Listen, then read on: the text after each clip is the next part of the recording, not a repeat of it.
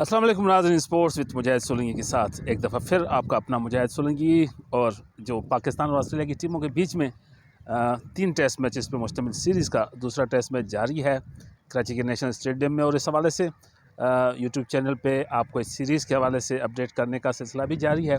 पहला test match मायूस कुन साबित हुआ, ड्रॉ हुआ। उसके बाद शदीद तनकीद की गई विकेट पे और ICC ने एक डीमेरिट पॉइंट भी दे दिया। शदीद तनकीद की गई विकेट की हवाले से कि विकेट जो है वो बैटिंग पैराडाइज थी, नो डाउट, इसमें कोई शक नहीं है।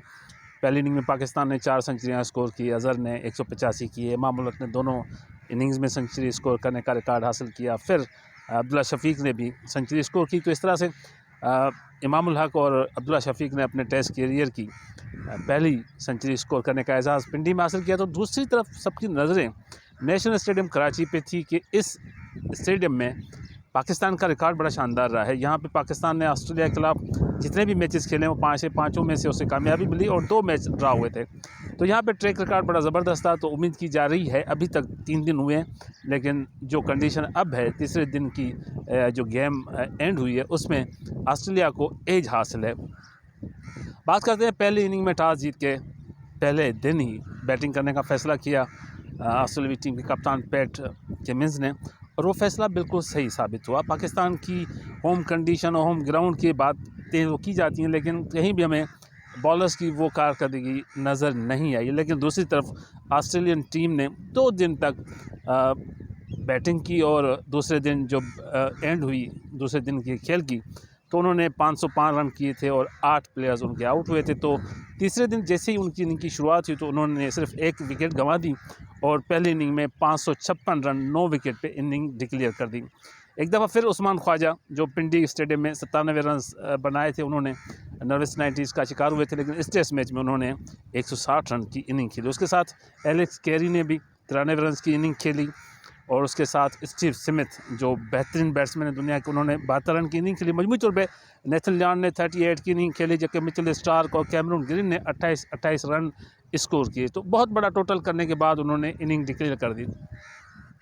पाकिस्तान की बॉलिंग उस मैयार पे पूरा नहीं उतरी। हालांकि अगर देखते हैं फ़हीम अशरफ को स्क्वाड का हिस्सा बनाया, उसने 2 विकेटें हासिल की। फिर साजिद खान नए ऑफ स्पिनर हैं, उन्होंने भी 2 आउट किए। तो दूसरी तरफ शाहीन शाह अफरीदी, हसन अली, नोमान अली और बाबर आजम जो पहली विकेट लेने में कामयाब हुए और उन्होंने टेस्ट क्रिकेट में पहली विकेट ली, वो खुद बॉलिंग करने आए और इस तरह से उनको 1-1 विकेट मिली। तो मजमूई तौर पे पाकिस्तान की बॉलिंग से जो एक्सपेक्टेशंस थी, मजमूई तौर पे उस मेयार का बॉलिंग का अटैक हमें नज़र नहीं आया। उसकी वजह आप समझते हैं बाबर आजम और जब अज़हर अली बॉलिंग करने आए तो मतलब आपकी जो बॉलिंग स्ट्रेंथ है वो इतनी अच्छी नहीं थी।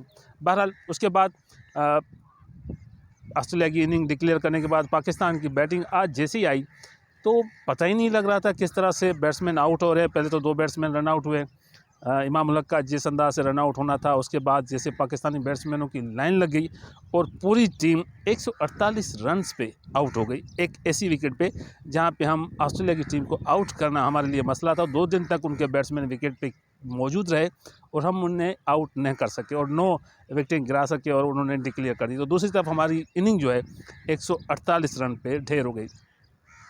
तो इस तरह से पहली इनिंग में जो बढ़तरी हासिल हुई ऑस्ट्रेलिया की टीम को, उसने पाकिस्तान को मजबूर कर दिया कि फॉलोऑन करे, लेकिन ऑस्ट्रेलियाई कप्तान ने पैट कमिंस ने फॉलोऑन नहीं कराया और ख़ुद बैटिंग करने का फ़ैसला किया। 140 में पाकिस्तान की अगर मजमूई बैटिंग लाइन पर नज़र डालें तो हमें सबसे ज़्यादा रन बाबर आजम के नज़र आते हैं, 36 रन बनाए, लेकिन वो एक एंड पे खड़े थे। हालांकि वो आए हैं 4थे नंबर पे, उसके बाद जो आने वाले बैट्समैन हैं उनके होते हुए आउट हो गए। आखिरी विकेट तक वो क्रीज पे मौजूद थे, लेकिन वो खुद फेस कम कर रहे थे और यंगस्टर्स को और नान तजुर्बेकार बैट्समैन को बैटिंग करा रहे। तो यहाँ पे कैप्टनसी का थोड़ा सा एक लैप्स नज़र आया कि उनको लीड इन फ्रंट करना चाहिए था। और मजमूई तौर पे बाबर आजम की अगर हम परफॉर्मेंस का जायज़ा लें तो जितने भी उसके 100 है उसमें पाकिस्तान टीम को उसने कामयाबी नहीं दिलाई, लेकिन उसने अपने रन किए हैं। खैर it's a part of game, लेकिन एक चीज़ है कि वनडे और T20 में हम कहते हैं कि पाकिस्तान अनप्रेडिक्टेबल टीम है।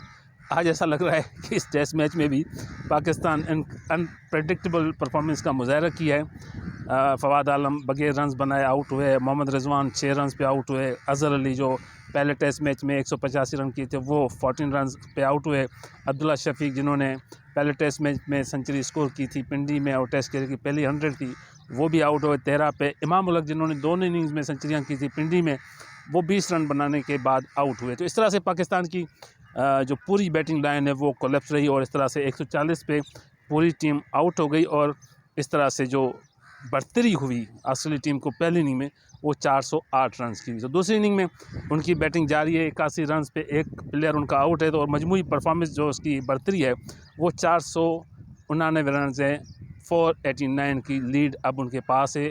3 दिन का खेल ख़त्म हो चुका है और दूसरी इनिंग में भी अगर हम देखते हैं तो उस्मान ख्वाजा वो 35 रन पे खड़े हैं और मार्नस लबुशेन वो 37 रन बना के क्रीज पे मौजूद है। एक वाहिद विकेट जो गिरी है डेविड वार्नर की वो हसन अली ने ली है।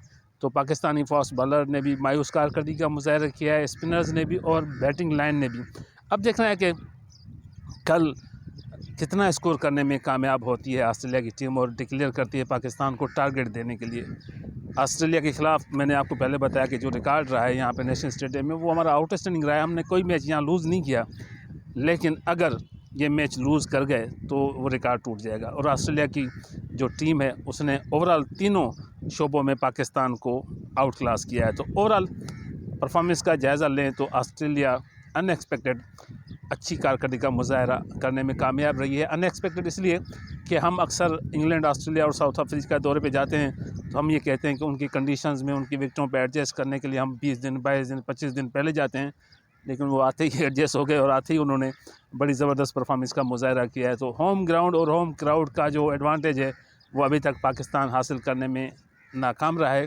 और विकेट का मयार 2 दिन तक तो बिल्कुल चेंज था, बैटिंग विकेट नज़र आ रही थी, लेकिन तीसरे दिन हमें बॉलिंग के लिए सपोर्ट नज़र आई। ऑस्ट्रेलियाई बॉलर्स ने अकॉर्डिंग टू फील्ड बॉलिंग की है, उनके फील्डर्स ने ज़बरदस्त कैच लिए हैं, रन आउट किए हैं, तो वो डिज़र्व करते हैं ऐसी परफॉर्मेंस का। लेकिन अब डिपेंड करता है कि इस टेस्ट मैच में कितना वो पाकिस्तान को विनिंग टारगेट देते हैं।